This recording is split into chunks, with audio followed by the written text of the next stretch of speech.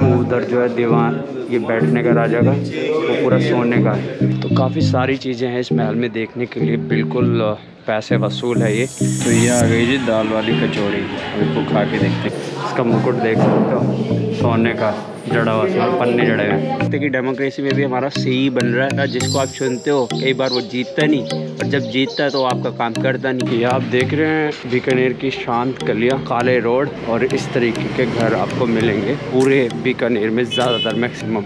अभी कुछ लोग नए तरीके के घर बना रहे हैं। ओवरऑल ऐसी दिखती हैं बीकानेर की गलियाँ। जिस गली से मैं गुजर रहा हूँ ये जाती है यहाँ के जूनागढ़ फोर्ट की तरफ। किसी एक छोटी सी दुकान में रुके हुए हैं शहर पर चलते हुए रास्ते में, और यहाँ पर मैंने लस्सी और दाल वाली कचौड़ी दही के साथ लिया। आई थिंक 100 रुपये के आसपास का पड़ रहा है। तो सबसे सही तरीका है किसी शहर को जज करने का। बीकानेर में लोग कहते हैं कि भाई मिठाइयाँ वगैरह बड़ी मशहूर हैं, ये सारी चीज़ें। तो मैं किसी मशहूर दुकान पे नहीं आया, एक रोड साइड दुकान पे आ गया हूँ ये चेक करने की ऑथेंटिसिटी क्या है। क्योंकि अगर आप किसी मशहूर दुकान पे जाओगे तो वो तो आपको कहीं भी मिल जाएगी, वहाँ पे टेस्ट भी अच्छा मिल जाएगा। लेकिन अगर आप एक रैंडम दुकान पे जाते हो और वहाँ पे आपको टेस्ट अच्छा मिलता है, तो सही मायने में आप कह सकते हो कि हाँ भाई उस जगह का टेस्ट अच्छा है। तो ये आ गई जी दाल वाली कचौड़ी, अब इसको खा के देखते हैं जी। तो इसे चेक करके देखते हैं, गर्म है, बिल्कुल ताज़ी, बढ़िया। फर्स्ट टाइम खा रहा हूँ। दही मीठी नहीं है, दही है खट्टी, और दाल कचौड़ी है बिल्कुल गर्म, सौंठ डली हुई है इसमें और मीठी, मज़ा आ रहा है। दुकान में आपको दिखा दूँगा जब यहाँ से निकल रहे होंगे बाहर की तरफ, अगर आप चाहें तो ट्राई कर सकते हैं। और ये आ गई हमारी लस्सी, ऑथेंटिक 40 रुपये की है, इसमें रेड से डला हुआ है, बढ़िया। दिन बन गया आज। ये है जी मिट्ठू दी लस्सी, बिल्कुल इस गेट के ठीक बराबर में अंकल की दुकान है, और आंटी की कचौड़ियाँ अगर आप खा सकते हो। वैसे 10 रुपये की, दही डलवा के 20 रुपये की हो जाती है।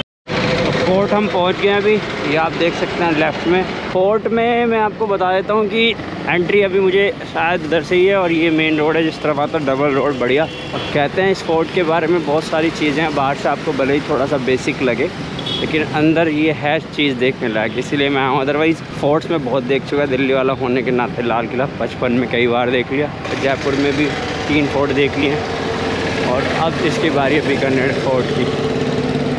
इसकी हिस्ट्री भी आपको बताएंगे क्या है इसकी हिस्ट्री। थोड़ा सा एक फील तो आती है ड्राई, मतलब बीकानेर की तरफ आने के बाद। जयपुर में तो नहीं लगता आपको कि भाई आप एक राजस्थान जैसे लाटू, लेकिन पता नहीं यहाँ बीकानेर में एक फीलिंग आई मुझे कि हाँ थोड़ा सा सूखा सा है यार इलाका, अजीब सा। अब देखो पेड़ पौधे जो हैं बहुत दूर दूर हैं, और ऑलमोस्ट ना के बराबर ही हैं, क्योंकि जहाँ मैं रुक रहा था वहाँ भी एक ही पेड़ भी नहीं दिख रहा था मुझे। तो ये आ चुके हैं जी हम, मेन यहीं से शुरू होता है, और कुछ ऐसा दिखता है 360 डिग्री व्यू में जूनागढ़ फोर्ट। फोर्ट के बारे में बता रहा, पहला ऐसा फोर्ट है इंडिया में जो ग्राउंड पे बना हुआ है। ज़्यादातर आपने फोर्ट देखे होंगे हिल पे होते हैं, पहला ऐसा फोर्ट है जो ग्राउंड पे बना। गाइड साहब हैं, मैं बता रहा था मिट्टी की टाइल है। ये जो तलवार है वो 27 किलो की है, और ये भी पीछे आप देख सकते हो, इसका मुकुट देख सकते हो, सोने का जड़ा हुआ, इसमें पन्ने जड़े हुए हैं। ये शंख पुराने, ये देख रहे हो, ये नीचे जो है ये बीकानेर जेल के कैदियों ने बना रखा है। उधर जो है दीवान, ये बैठने का राजा का, वो पूरा सोने का है, उधर काम होगा। तो काफ़ी सारी चीज़ें हैं इस महल में देखने के लिए, बिल्कुल पैसे वसूल है ये। पहला फ़ोन है यहाँ पर जो कि इंटरकनेक्टेड था, उस टाइम पे फ़ोन इस्तेमाल कर रहे थे। लिफ्ट है, राजा की बाहर से मंगाई हुई काफ़ी सारी चीज़ें एक्सपेंसिव और बहुत सही हालत में है। और सबसे बड़ी बात है जो पहले और द्वितीय विश्व युद्ध में उन्होंने जो भाग लिया था, उसके इनाम के तौर पे उन्हें लड़ाकू विमान दिया गया था उस टाइम का, वो भी यहाँ पर है, और उसको भारतीय वायुसेना की मदद से वापस बांधा गया था यहाँ पे लाके। अब हम जा रहे हैं म्यूज़ियम की तरफ। म्यूज़ियम और उसका मिला के टोटल 80 रुपीज़ का टिकट है। मैं काफ़ी दिन से ट्रैवल कर रहा हूँ, तकरीबन 1 महीना हो चुका है आज पूरा। 1 फरवरी को मैंने शुरू किया था और आज 1 मार्च है। ये भारत के बारे में ये बात आपने हमेशा सुनी होगी कि भारत सोने की चिड़िया था, भारत सोने की चिड़िया था, मुगल आ गए उन्होंने लूट लिया, अंग्रेज आ गए उन्होंने लूट लिया। लेकिन हो सकता है कि मैं गलत हूँ, इस बात के लिए मैं माफ़ी मांग लूँ पहले कहने से पहले। लेकिन मेरी जो मेरी सोच है उसके हिसाब से मेरा ये ऑब्जर्वेशन है, मैंने नोटिस करा है कि अगर हमारे राजा, जैसे कि अगर आप पूरे राजस्थान में देखोगे कितने महल हैं, राइट। साउथ में जाओगे वहाँ भी 1-2 महल मिल जाएगा आपको, अपने दिल्ली में जाओगे कितने महल हैं, मुग़लों के महल हैं, ताजमहल है, मतलब कितना सब कुछ है, राइट।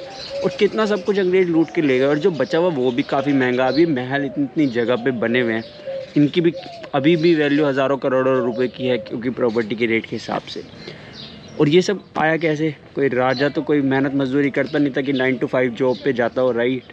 तो होता ये था कि ये लोग लगान लगाते थे, जितने भी हमारे एग्रीकल्चर्स, हमारे ग्रेट ग्रैंडफादर्स या जो भी हमारे लोग थे, बुज़ुर्ग थे, उन पे इन्होंने लगान लगाए। उस लगान को लगाने के बाद इन्होंने अपने महल बनाए, और क्योंकि वो इतने ज़्यादा लगाए, और तभी आप समझ सकते हो कि इतने बड़े बड़े आर्किटेक्चर बन सकते हो उस टाइम पे। आज के टाइम पे भी मतलब अंबानी को भी मतलब सोचना पड़ेगा अगर उसको ऐसा कुछ बनाना एक बार, शायद जैसे ताजमहल हो गया और भी पुराने महल हो गए। तो मुझे ये लगता है कहीं ना कहीं कि क्योंकि जो हमारे पुराने राजा थे, चाहे उसके बाद मुग़ल थे, उन्होंने इतना एस्कॉर्ट करा हमारी जनता को, इतना एक्सटॉर्शन करा उनका, कि उनमें वो गरीबी आ गई, राइट। और वो गरीबी आने की वजह से पहले उन्होंने मुग़लों का साथ दे दिया, उस वजह से हिंदुस्तान गुलाम आ गया, और उसके बाद अंग्रेज़ों का साथ दे दिया। फिर मुग़लों से भी जब परेशान आए तो फिर इंडिया 200 साल गुलाम हो गया। अब आप देखें कि सरकार के तौर पे भी मुझे लगता है कि डेमोक्रेसी में भी हमारा सी बन रहा है। अगर आप डेमोक्रेसी को भी बहुत डीपली देखेंगे तो सी बन रहा है, जिसको आप चुनते हो कई बार वो जीतता नहीं, और जब जीतता है तो आपका काम करता नहीं। मुझे तो इस मतलब पूरी ही मतलब पृथ्वी पे समझ में नहीं आ रहा सिस्टम क्या चल रहा है। बस एक आम आदमी के लिए ज़िंदगी में उसके दिमाग में इतनी अड़चनें डाल दी गई हैं, उसके लिए सिर्फ उसको ये लग रहा है कि 9 to 5 जॉब जाना, 50, 60, 70 हज़ार रुपये कमाना, और कुछ ऐसी चीज़ें फैब्रिकेटेड कर दी गई हैं हमारे दिमाग में, जैसे शादी करना, फैमिली के, और ये सारी चीज़ें बनाना। यार ये मतलब अजीब ही है, और मुझे लगता है कि जानबूझ के किया गया ताकि लोग बहुत ज़्यादा चीज़ों के बारे में ना सोच सकें। तो मुझे लगता है कि अभी जितनी भी मेरी 1 महीने की जो मेरी ट्रैवलिंग है, उसके हिसाब से मुझे ये लगता है कि we really have to think differently. जो भी हमारे आसपास हो रहा है, जो चीज़ें हमें बताई गई हमारे इतिहास के बारे में, जिस तरीके से हम अपने राजाओं को देखते हैं, ठीक है उन्होंने जंगें लड़ी, वो जंगें अगर किसी ने अपना देश बचाने के लिए, उस टाइम का राज्य बचाने के लिए लड़ी तो ठीक है, लेकिन उसने कोई नोबल जॉब नहीं करी। वो उसकी जॉब थी कि अगर आज के टाइम में कोई जैसे सेल्समैन के पास जाता है, उसके साथ कोई काम होता तो करता है, तो उनकी जॉब थी। तो मैं कह रहा था कि जो शिवाजी ने जंग लड़ी वो भी ठीक है, लेकिन ये महल बनाने वाला कॉन्सेप्ट मुझे बिल्कुल भी समझ में नहीं आया, चाहे उसमें हमारे पुराने राजा हों, चाहे मुग़ल हो, चाहे कोई भी हो। और आज के टाइम भी हमें सोचना चाहिए कि एक नेता इतना अमीर होता जाता, सेम पद्धति चल रही है। बस मुझे लग रहा है कि बस हमें एक चीज़ मिल गई है, सिर्फ वोट डालने का अधिकार, और कुछ नहीं है। और बाकी हमारा सी बन रहा है डेमोक्रेसी में भी, मुझे तो यही लगता है। आप अपनी राय कमेंट बॉक्स में बता सकते हैं।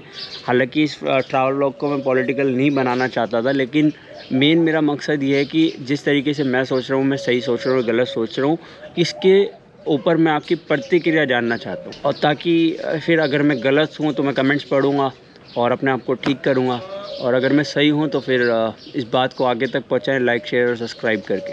अभी आगे हम कहाँ जाएंगे ये देखना होगा, क्योंकि आज हमने छोटा सा मतलब एक बीकानेर देख लिया है, जो गलियाँ हैं यहाँ की, मेवाड़पट्टी वगैरह, जूनागढ़ फोर्ट देख लिया है, और टेम्पल देख लिया, जैन टेम्पल जो काफ़ी पुराना है। अब नेक्स्ट मैं देखता हूँ कि कहाँ जाना है हमें।